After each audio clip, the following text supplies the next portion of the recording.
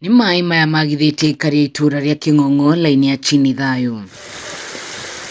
Kuringana na aikari aya, irima riri ria gute maai ma giko maria maumaga kambuni-ini ya Almasi Bottlers riaturikire ciumia igiri hituku na ona metio uteithio nduonekaga.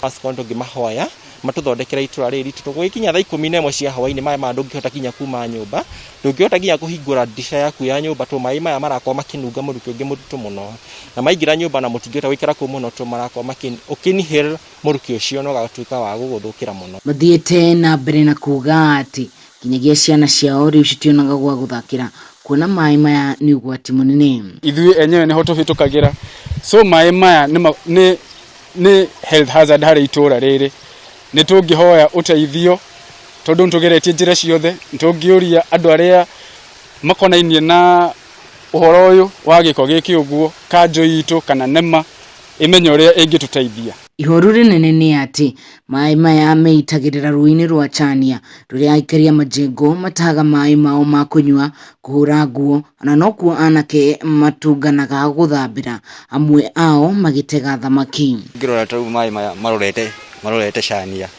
Chania ri kwina nyamu cikara ta thamaki ndo riu ciothe ri itingisavi ni undu wa maai maya mena chemical ya caustic na kuri na andu bado mari ngurumo marahuthira maai maya kuhura kunywa na maundu mangi. Riu ikaya riao ni kuri kambuni ya uheani wa maai matheru kaunti-ini ya Nyeri ya Nyewasco itikire gwitika kambu yao imathondekere sewage ino.